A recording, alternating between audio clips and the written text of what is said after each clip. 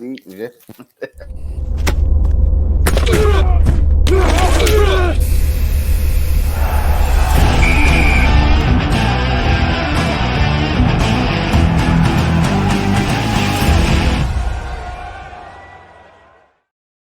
Hello and welcome to the Knock On, KCLR and Scoreline.ie's weekly rugby podcast. Tom Crotty, James Blanchfield are in the studio with us now and be joined by Johnny Tobin now in short as well. And eventually Tom Crotty will be able to eat that bueno. I cut him off there at the start when we started recording the podcast. It's one thing you learn in media. Don't eat anything chocolatey or sweet before you start talking. Your mouth starts drooling and you've bits stuck in your teeth and everything. It's not good. Lads, a bit of a mixed weekend. Jesus, it turned out great for you, Tom, in a tie. We'll talk about that later on. James, we're going to start with you. We'll talk about your first seconds, your youths, your ladies and all that stuff as well. But we've a WhatsApp group here, of course, with the lads, and all was going well for Kilkenny against Suttonians at the weekend. And what in the name of Jesus happened to finish up 17-15? Everything was going so well. It's hard to put my finger on it, to be honest with you. Like, I mean, it was 15 points to nil. I won't say we were cruising because, like, I mean, our scrum was under pressure, and I mean, it was under incredible pressure all day. But despite that, Dave O'Connor still managed. I think we only conceded 2 scrum penalties, and Dave O'Connor managed to pick the ball off the back of most scrums and still managed to make ground. So, you know, you could look at the scrum as a problem, but, you know, we only conceded 2 scrum penalties. But we started very well. Like, Suttonians, we kicked off, Suttonians took possession, and it was evident from the get-go that Suttonians just wanted to attack. They were from inside or from their own 5-metre line, they were looking to hit to play to the edges the whole time. And our defence was rock solid, absolutely rock solid. We got the first score on the board through a Hugh Corkery penalty through our first visit to 22. Our second visit to 22, we came away with a try. Then kind of Tony started to get on top, but we managed to hold them out. I mean, defence was really good, really, really good. Rory McInerney, who made us come back to us for the first time, I think, since 2017. Rory was an out half. He actually had to come on early in the game after 2 or 3 minutes, because Jake Pratley got a jaw injury, so Jake had to go off, so that meant a reshuffle in the back line. Rory made a brilliant covering tackle to keep out Suttonian's defender, with Hugh Corkery, who was running a support line to Rory to try and get to the attacker as well, kind of obstructed the supporting player. Referee deemed that Hugh took out the supporting player, so he gave Hugh a yellow card. But irrespective, we still were both Suttonians back. We get the first score of the second half. We go 15-0 up. And at that point, we kind of said, right, there's 3 scores between it. This is kind of game over. But we always kind of knew our game management would win it for us. And respect to the lads, like, they did very, very well up to the 70th minute. And then I don't really know what happened. Just something triggered. Suttonians got going. They started to really get upper hand in the scrum. And one of those scrum penalties came at that stage, and they just built and they got over. Well, they got a penalty, then they got over for a try, and then they got over for a converted try. I think we did all of the hard work. We prepared ourselves well for the game. We played some good rugby. Now, to be honest, it wasn't a great game of rugby, but in the balance of the game, we did everything right. Just our game management at the crucial times left us down. So after that, like, we was up to the 70th minute, we were leading 15-0. Then kind of Suttonians turned the screw. They went 2 points up. But I think every Kilkenny supporter in Fuchstown on Saturday kind of felt that we would get another chance, another shot at them, irrespective of being in the 77th or 78th minute when they took the lead. We felt genuinely that there was an opportunity there to get back up, because the lads were doing so all day. They got back off the pitch. We won a penalty. Like, at that time on the clock, the obvious thing to do was go to the posts. Now, the caveat that I'll say to that is there was a wind blowing against the kicker, but it wasn't so bad as to not allow it. Like, a penalty from inside your own 22, about 5 metres to the right of the posts.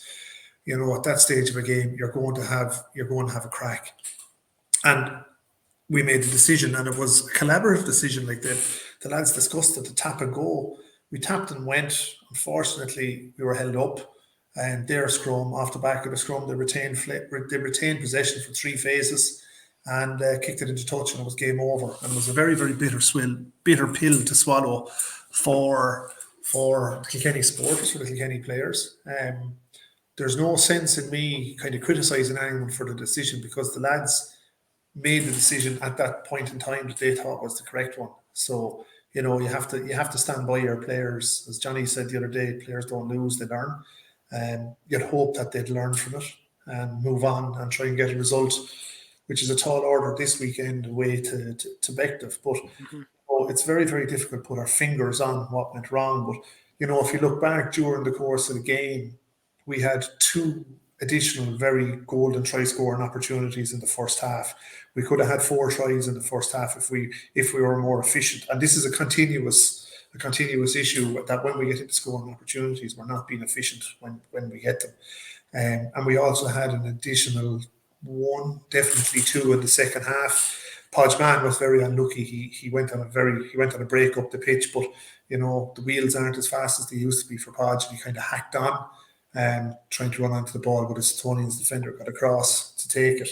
Now, I remember seeing Eno Dwyer up in Carlow one day in a very same situation, and Ian made a break up the middle of the pitch, but instead of staying going, Ian started running sideways across. his support catch up on him. Maybe, if Podge had done that, waited for his support to catch up on him, we might have retained possession and gotten up the pitch. But look, at hindsight, it's a great thing. It's easy to be a hurler in the ditch, but I'm not going to criticise anybody. The lads made the decision that they thought was the right decision at that point in time. In my mind, there was probably 3-4 outcomes that we could have done. We could have kicked to the post, we could have taken a line out, or we could have taken the quick tap. The fourth option was a scrum, which was never going to be an option for us. What happened in 78 minutes. If I was probably out on the pitch, or if others were on the pitch, option 1 would have been a kick to post. Option 2 would have been kick to touch. Option 3 probably would have been a tap and go, but not from 22 metres out. And then the final option was a scrum, but we're not going to take it. But look, we came away with a bonus point. For us, C Point absolutely battered Ashbourne, 44 points to 0, I think. So that puts huge pressure on us now. We have probably 2-3 games to salvage our season and try and stay in the division. And I'm saying that to retain our 1A status, we will have to probably win our remaining home games and try and pick up what we can on the road. And hope results go our way, so we'll see what happens. Seconds are just typical, as they've set the standard for themselves all season. They've gone out and they've played with no barriers. They've just gone out and played rugby. Now, to kind of say, Suttonians were weak at seconds level, and I was chatting with their coach after the game, and I was surprised for a club of their size and status within the M50 that they struggle to field a seconds team. They have no threes, or they have no under 20s. So, but they came down with a weak seconds team, and they got, they were beaten very well. I think it was 37-17. It was a contest up until half time, but our lads just kept turning the screw. But, they're scoring really good tries from deep inside their own half. Young Keane Butler got an absolute peach halfway through the second half from his own 22, but it was great rugby infield to release him. But a real positive thing for the seconds is when they don't have the ball. Like, I've seen it 4 or 5 games this season, opposition teams have just been camped on the line and are hammering away and can't get through them. This is a bunch of young fellas, they have season campaigners, or the lights are gone out, and they have a season campaigner there in what's his name, Brendan McIntyre. Get those lights to come back on. Brendan McIntyre, but he's been brilliant. Brendan McIntyre, Liam McRae, and a few others. So, in fairness to the seconds, they're just a joy to watch. They're just playing rugby every week. Liam McRae is playing excellent. Kieran Galvin is playing excellent. Young Aaron Askins, scrum half, is doing incredibly well. So look at the seconds. You'd like to think now with what they're doing that, they're probably out of contention in the league. I think they're in third, but Ashbourne are kind of running away with that league now. So, they're probably now the thing for them is to get a good run at the Seconds Cup and see how it goes, But with 35, 36 fellas available for the seconds every week, it's a headache, and a headache that we never ever thought we'd have. So look at just keep the momentum and keep the progress going from their perspective. Yeah, no, absolutely. Good headache to have as well, numbers wise, as you said before, and trying to get some third stuff up and running. Your ladies' team, James, had a huge win against Wanderers. Oh yeah, I went to it. I was out at it, like, and I have to hand it out. Don't let the scoreline deceive you of 68-0. It was a one-sided affair. It was, but like Wanderers never stopped. Like Wanderers never threw in the towel. They stayed going when they got the ball. They stayed going at the girls. The girls are just playing rugby. There's no, how would I say, kind of, some coaches can stop teams playing because they want a structure and they want, you have to play this way. I watch the girls out there on Saturday, Sunday. They just play rugby. They throw the ball around and they want to attack. They want to run, and it's enjoyable to watch. Like, they scored some brilliant tries, some really good tries. Was very, very impressed by Isla Moss, the second row. A second row's goal. She has all the attributes that you need of a second row. She's tall, she's athletic, she can jump, she can tackle, she can carry. She did exceptionally well. It was girl Ellie Quinn, scrum half. Really have to commend her on her performance. Emer Kelly actually played as well. She did excellently. Rosie Miller, as she always does in the back row, was very good. Kira Kuhn scored a cracking try from full back. Yeah, it's just a pleasure to watch them play. And they were a little bit scalded before Christmas after the loss away to Navan, and the previous week's game against Tullamore was called off because Tullamore couldn't field, so they were chomping at the bit. It was great watching them play, and it's just enjoyable because they just want to throw the ball around and score tries, and that's what rugby is about. It's a simple game. You bring it back to basics, and in the best sense of the word, I mean it. They're playing the game basic. They're running, they're rucking, they're making space for each other, and they're going hard at it. That's all they can ask for. Youths had a good week. Youths had a great yeah. weekend. Youths had a really good weekend, Stephen. So the under 15 boys had a great win away to Gorey. The under 14 boys had another really good win away to Mullingar. I think they only won that by 4 or 5 points. Vinny O'Shea's coaching them. He was very, very impressed by that. Mick McGrath, Barry Daly, and Tom Murray are over the 15s. The under 16 boys had a loss to Arklow, and again it was played in Gorey. The under 18 girls got their first win of the season away to DLSP, or I think it's a combination of DLSP and somebody else. But Peter Hart, their coach, and Edmund Rooney, they were smitten after that win. It was just great to get for them to get a win and get something going. The under 14 girls had a really strong win at home to Rathdrum. They're coached by Derek Lawler and Richie Limkin. So Derek Lawler has no kids playing. He's just in it for the love of the game. So Derek is one of these guys, wherever he's needed in the club, he goes and coaches. And the last result was the under 16 girls went down. They lost, but just the big talking point of that is Glenn Tector, who refereed that game. He did the affiliates referees course last week. He had his first match on Saturday with the girls, and apparently he was brilliant, just the way he communicated. Apparently he made everything fun for all of the girls to play, communicated with them well, and was coaching them throughout. And I think the under 13s played Carrick-on-Shore in a challenge match on Sunday, and I think they won that as well. And lots happening at minis level as well. The inclusive rugby is one of the big things that's happening at the moment for us. So we're pushing that very hard as well at the moment. And kudos to George Marr, who's leading that. So they're trained every Monday at 6:30 on the inclusive rugby for kids from 7 to 18 with additional needs are all welcome. Excellent stuff, James. Great weekend for the youths and everything. Best of luck this weekend against Bective. Not going to be an easy one, as you said, but no. We're going to talk to Tom Crotty now in a second about Carlow Athy. Carlow weren't expecting an awful lot going into that, Tom, but look what happened at the end of it. Congratulations, good win and needed as well. Absolutely massive win. We went over kind of, and it was always going to be a seriously tough game. We went over for the first, seconds played. We'll talk about seconds first because I said they kicked off the evening. Our seconds narrowly lost. Look, they got a losing bonus point at the end of their game. They lost 31-24. Look, seconds probably went over early and probably didn't get a good enough. Probably weren't motivated enough, kind of coming off the field. Athy were there beforehand, just got a really, really good warm. You could see that they were absolutely focused. Our lads coming over, a lot of them probably arriving back from work and stuff, so it just weren't switched on 100%. Look, Athy came out body headed, if you want to say it, for us, and they got a couple of early scores. They had the wind and they had the wind in the first half, and sort of they got in those couple of tries that kind of knocked us back, So I think the 5 tries altogether.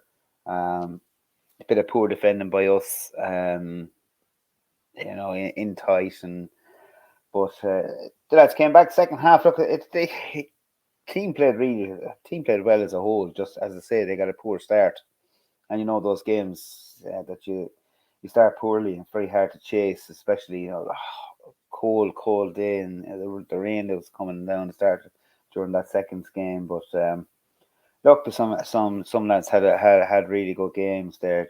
Josh Cope had a good game, and Milo Feen in the centre, Peter Hennessy, the usual suspects that kind of stood out and did well. Tom Connors had a good game in the pack, and Captain Dave Keppel was always leading. When we got going then in the second half, we had a couple of subs that came on. Young Dan Colton had a very good game, come into the back row, just solid things up a bit. And we have a new player just signed in for the rest of the season.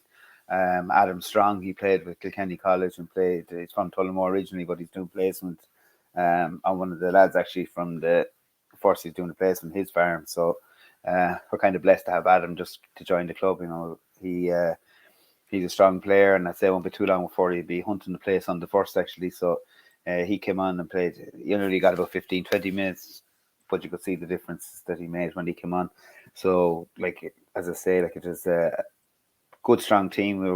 They went out. We were happy enough with their performance. There's only 1 point, 1 point in the difference now in the league. So, there's 3 points in the There's 3 points in the difference in that league. And so it's easily we can pick up a tie lose, and we don't we'll have to win all our games and try and win all our games. But I think they look to have a good performance there, and their season is still on board. The way they came back in the second half and got it down to a losing bonus point was phenomenal. So fair dues to seconds. Now the first by it was quite a bit of war of attrition by the time we got on the pitch. Was as in good, but very, very heavy. And I'm not talking puddles or anything like that, but that really, really seriously heavy sod. Especially after the seconds playing first on it, there was a really, really strong wind, very strong wind from straight down the pitch from the clubhouse side down to the far end. We started really, really well, and defended really well. They were down right down their 22 for a long period of time, but it just got defend, and then they got in a soft try. But from there we kicked on. The lads just became one. Seriously, kind of. It was a different ball game altogether, and the only problem is we won, but we at a cost. In one movement of play and one move of play from back of a scrum on, we lost Ross Elms, did his ACL. Ball went on further, and Owen Edgehill, our captain, went into contact, and I don't know what happened, but he's after dislocating his wrist and broke bones in his hand and did his ligament, so he's more than likely gone for the rest of the season. But it's look, we held them out in the first half, and then when the turn of the game came in the came in the second half, and we just ploughed into them, and the lads just they raised their game. We got Scott Neal got 2 tries from the back of them all. While Shirley got another good try. They got a soft try. We had to kind of let them down the field, and they had gotten in for a soft try. But the Ply played well, but I think it was more. We had we kind of frustrated the way they played, and I think it's just testament to the boys and the attitude that they had going out on the field. It's sometimes you just know, you had a feeling that there was something different. There was something in the air that we were going to get a win. And even though I was getting greyer by the minute walking up and down the field, and it was a really, really intense game. But I think we just closed them down completely. I think Athy got very flustered. Their key players didn't probably perform the way they normally perform. So I mean, that's a testament to our defence. But his backs played really, really well. Sean Quinnan had a super game in the centre with Dan, Dan Crotty. Both of them played really well, kept their centres completely under tabs. Jeff McDermott had him definitely almost man of the match performance at scrum half. His box kicking was absolutely superb. I have to say, there's one person really deserves a mention on this podcast, and that's Neil Slater, our tight head prop. Like, Neil has worked so hard to kind of get himself fit. He hadn't been playing a whole lot of rugby over the last couple of years, and has just got into shape and has really, really improved over this season, and has worked his way. He started on when Benson went down and was out.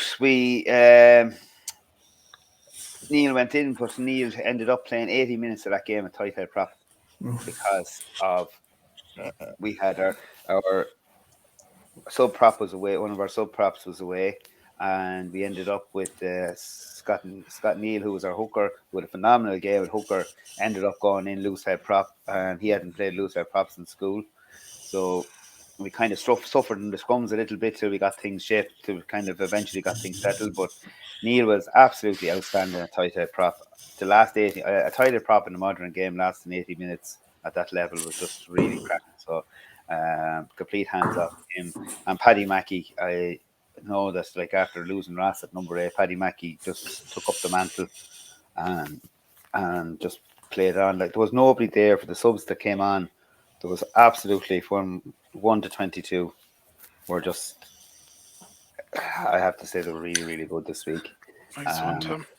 And I know, like, not going to go on a whole lot about it. We have a massive game ahead, and Johnny, you know that both teams have a massive game ahead coming with the local derby again, this time in Tullow away. Well, yeah. I'm going. Yeah. You're not welcome. I'm going. Saying Tom will do a proper preview on that now in a minute or two before you finish up. So just get a bit of youth stuff. Yeah, the youth weren't too bad, and our under 18s had a very good win against Wicklow. They won 31-20-21.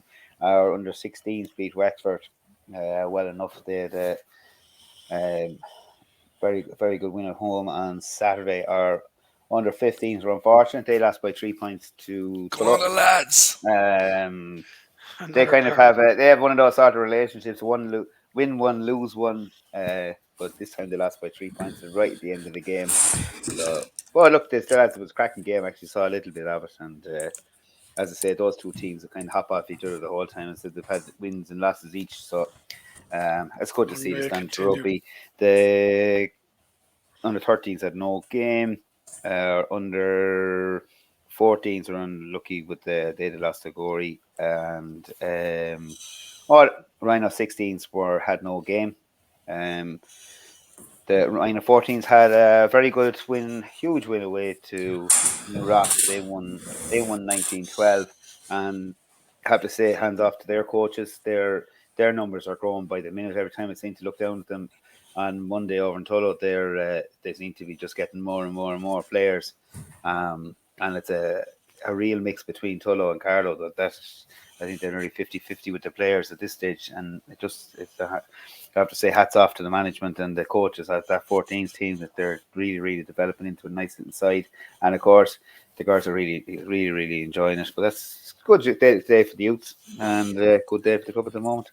I'll jump on there now, lads. I have to go pick up the kids. We'll see you in Blackgates on Sunday. Yeah, and good luck to yourself against Bective. Thanks a million, James. James Blanchfield there, just jumping off the podcast. Brings us on nicely to preview Tullow Carlow. They're against each other this weekend in the Leinster League. Second on the table, Tullow, Carlow in fourth. It's all very tight at the top. Johnny, actually, just really quickly, before we get stuck into that, Mullingar, just a single point of a loss there. Bit of a sickener. Yeah, look, what I said last week, it's no easy place to go. We didn't make it easy. And I know this might be cliche. Mullingar didn't win that game, we lost it. And that's straight facts of it. We played like a team, maybe I think that didn't want to get a win there, but I don't want to get too down and too negative on it, because we had a decent training session last night. We don't, like I said, don't dwell on the past too much. We just keep looking forward. We had an okay performance in patches. It wasn't a solid performance, obviously. But one really, really major positive was Conor Duffy is back playing with us there, and was playing on the weekend. And we scored 21 points, and Conor Duffy scored 10 of them, and was the last pass for the other try. So that was really, really good. He got 2 tries himself, and was assist on the last one. So he's going to cause problems for teams in this division after having his spell at AIL. But look, there was lots of positives too. Got lads got a good bit of game time. Smith got a good bit of game time. Ryan O'Neill, good bit of game time. Garrett got a good bit of game time. It's really important for him he's gone back into 9. So the more game time he gets there, the better to get himself back to speed. Tyg Walsh was back playing, but he was up there with our seconds this week, and he was probably man of the match there on the seconds team as well. His first day back in the club. So seconds got out incredible with him, Mullingar, to be fair to them, 29-10 I think it finished, which is really good for them. But yeah, we don't want to dwell on it too much, and I suppose Tom maybe might have touched on it a bit. This weekend, form goes out the window, because it's just that local derby thing. Even though there's nothing there, there's no bad blood there. It just, lads' heads just go out the window, and they just go hell for leather at each other for 80 minutes. But it's going to be, I think it's going to be a very good game. Really impressive to see Carlow beat Athy last week in Athy. Actually, I think it was an incredible result for Carlow, because it's a mental change for them for the rest of the season, hopefully for them to get a kick off of that. But yeah, Mullingar was one of them bumps on the road, I suppose you call it, because they were obviously going to look to avenge the loss in Tullow. They got a right old trimming when they came to Tullow at the start of the season. And then we obviously lost by a point up there. But there was 3 games in that division were won and lost by a point. So it'll just show you the tightness of the division. And we're at second at the moment on 28, and Dundalk are at bottom, or second bottom, on 18. So there's nothing in it. Like, well, I suppose I don't know if we've mentioned the bug in the room, but Wicklow playing Longford and only winning by a point is a surefire play to show that Carlow and Athy and Tullow can take that top spot if they want in the next couple of weeks. And there's no reason why either any one of them 3 teams can't do it, you know. And I got an interesting text off a fella yesterday asking what happened to league favourites. And my response was they barely beat Longford by a point. So we don't need to say much more about it. I think it was a bit of a bad show on somebody's part to send some kind of text like that, considering the top tier only beat the bottom tier by a point, and we ran close as well. I think Longford were ahead up until the last 5 or 6 minutes, I think. Yeah, they couldn't. Seemingly, they couldn't manage Henry Bryce, their Kiwi. Oh, Henry was saying, he said he had he said he was they on had the best their games 10 rugby back. played. Their director of rugby is actually back playing. Came out of retirement as well. And yeah, but they need, really well. they need that boost, and I hope they can get that boost, because I like Henry. He's a good friend of mine, and I'd like to see him go well as a coach and with Longford, because I know he's a very good coach, and it just didn't click maybe for him right at this year, or maybe transition of players. But one day for the field they left behind. You imagine Longford pipped Wicklow, what we'd be talking about right now. Carlow, Tullow, I tell you, all going for top spots. Like if Longford had pipped Wicklow, so we would actually be enjoying top if that had happened. But like, I don't know, the league is wide open. no league was won in the first week in January either, so lads can't get ahead of themselves either. I don't think anyone is guaranteed on promotion just yet, or I don't think anyone is guaranteed a playoff spot just yet. Like we lose to Carlow this week. Carlow go ahead of us on the table. We go to 4th. Mullingar get a win. They go ahead of us. We go to 5th. So it's right wide open there still. Looking forward to this weekend though. Touch on the Carlow game. Carlow in good form. Us obviously we'll bounce back from that. We're going in the right direction with a good squad. There'll be a change in the squad, I'd imagine, for this week. A few lads will come in and a few lads will make their exit. But try to stay as positive as we can because we don't want to dwell on it too much. I'm in a bad state today. Kilkenny College Seniors, we played Blackrock in a friendly and it didn't go our way, warming up for the cup. But it's good warm up for them. Good build for them as well. So lots going on. Yeah, absolutely. Well, what do you reckon, Tom? Yeah, I'll go with that with Johnny. There's no point in to talk about preparations for Tullow or Tullow's preparations for Carlow. It's you just do your best. You just need to know the fixture. Look, you just know where it's on. You hope that we get out of the blocks and this weekend and try and put. I know you have a great win. It's very hard sometimes to turn. When you have one good win, it's kind of hard to turn a physical win like that you had on Saturday night to come around and try and play the same physical game. But I think everybody knows that, and Johnny hit on it there, your league between bottom place now and top place, everybody's getting better. There's no team the same as they were before Christmas. When we will go to Tullow with what we have, the best. We will try and pick the best 20 players to take on Tullow. We hope that those 20 players turn up on the day because that's what it's about. It's not Carlow have to perform. It's not about having this play or that play or how good your scrum and how good your line. It's 1 to 15 across the park will decide who wins that game, and the bench will play a huge element to that. Because Denny knows, like when you have a local derby that you're going head to head, there'll be injuries and there'll be lads getting tired, and it's those 5 guys coming off the bench will make a huge difference to both sides. Vital, yeah. So it's we're looking forward to that, and anybody knows it's probably playing Tullow and the Black Gates is a really, really hard place to go. It's another den of iniquity. But it's it's a fortress, Tom. We know it's not an easy, but nobody likes going to Tullow. It doesn't matter what team you are. They have a good buzz going around the club at the moment, so you just have to go and try and play. The lads have to understand and try and play the best. But it's not just against Tullow; it's against you have to get your points every week. We missed out on some bonus points that we didn't collect bonus points. They could be vital to us in the end. And in fairness to Tullow, it's at the weekend picked up that bonus point, even though they got lost, they got a bonus point. Them bonus points are proven massive to us. We've 8 bonus points. See, we haven't got all that. We lost out on some bonus points, losing bonus points. You take them bonus points away, though, Tom. We're 3rd from bottom. Yeah, lads. But it's a huge. Bonus points. These people don't understand how tight this league. Our lads needed this. Everybody everybody's talking about promotion and getting to the top and who's going to be first and who's playing off in the seconds. But you kind of forget, like Johnny, you said it there. Like there's only a couple of points between the first where you are and where Dundalk are.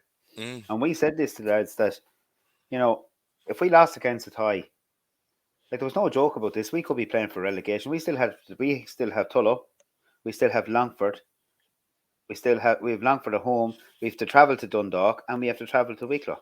So potentially you could lose any of them games, and you could be in a relegation battle to go down.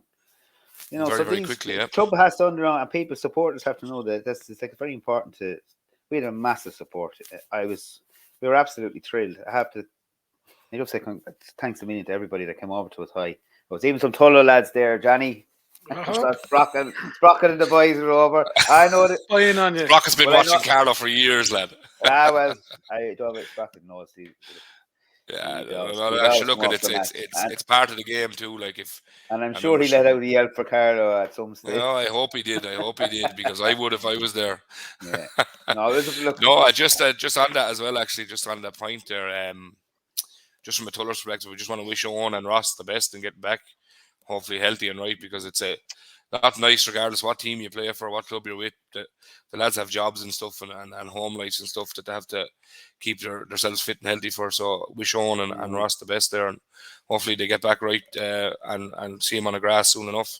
They're two good, really good fellas. I was talking to Steve Ashmore. It's interesting. I wouldn't have realised this, but Steve Ashmore reckons that Ross Elms is probably one of the most buzziest players he's ever coached. He said him in a dressing room before a game is so beneficial for any team. He said he's really good leader, and then obviously Owen being your captain this year as well. And he's said he's just quite well there as captain. He's a really good player, really good guy. So it's not nice to see anyone get injured, but just like to wish him the best. At the usual, I have to say, he's an absolute phenomenal captain. It's the way, it's not just the work, even like he never missed a training session. He leads by example on the pitch. He rings lads if lads are injured, or he's ringing young fellas just to make sure they're all right. And if someone hasn't been at training, he'll ring him and see are things okay. And he comes across as a nice fella. I don't really know him. He comes across as a nice fella. He's a really sound fella, and it's just really unfortunate to lose him, to lose a player at this stage of the season. It's the nature of the beast, though, unfortunately. Hopefully the lads now, or maybe not hopefully this weekend, hopefully we can get the win this weekend, but hopefully your lads can bounce back for them and absolutely. Keep the good Johnny, performance going. Like, people have to be aware that, anyone playing Mullingar at the moment, or it's a different side than we're there, and they don't stop playing. Like they call, you said you lost the game, we lost the game. We lost the game against them. And definitely lost it ourselves. They play rugby till the final whistle. They will not give up till the final whistle. And at your peril to any team, taken for granted that you knock up a few scores in the first half and think you're great. It ain't enough. Whatever you think is enough. Just on that, before we get twisted, I'm not that no way is disrespecting Mullingar there and the way they played or whatever. They took their chances and were good. We just feel like that we could have done a bit more. Like we had a couple of penalties that we missed, and a couple of decisions went wrong, a couple of handling errors, stuff like that. But look, they're all identifiable things that we saw and we can fix. We had a very harsh and real reality check yesterday in the video analysis before training. Went down into the pitch, and hopefully the lads came away and rectified them issues and the mindset for them issues to be rectified for this week. But just sometimes, nonetheless, we say some things here and some people take it the wrong way. So I just want to anyone from Mullingar that's listening or checking in, that's no disrespect to you. You played a fantastic game. You took your chances. It's not. That's what I mean. We lost that game.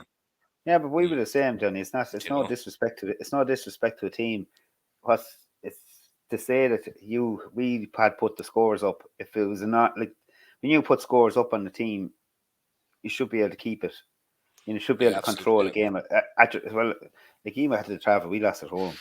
So this is we have to take that on the chin, and it's all a learning curve. Look, for players, so we have a lot of young players there, and each game is, for any young player, it's hard to lose, but it's a learning curve. Like rugby, I learn every day. I reckon my coaching has changed since I coached girls. I didn't think you change your mindset. If you're open to changing mindsets, if you're willing to learn, you will develop. Yeah, you will develop, and you learn. Look, I'm not young anymore, and I still learn, and I'm still learning every night. Anytime I go watch a game, you still learn things, and every loss. Sometimes losses are when you learn your most.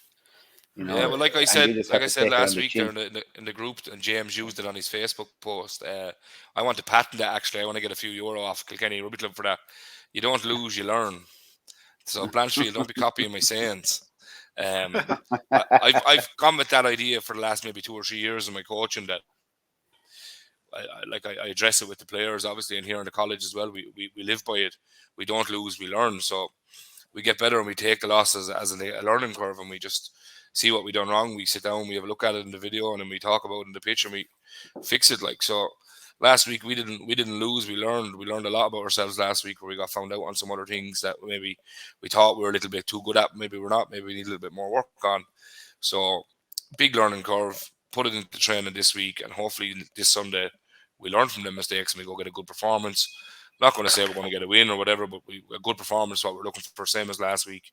Get a good performance, get a couple of good performances on the road, and then now with this cup being in the middle of the league as well, that draws this weekend. So like that throws a bag of catch right into the mix too.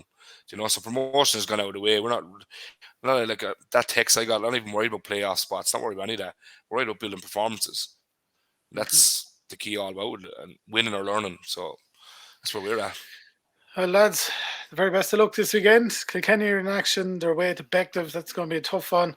Tullow, Carlow, Sunday, the derby in the Black Gates. Go down, have a look at the match and have a few soft beverages afterwards and have a chat with the lads and all that. Promises to be a great game of rugby.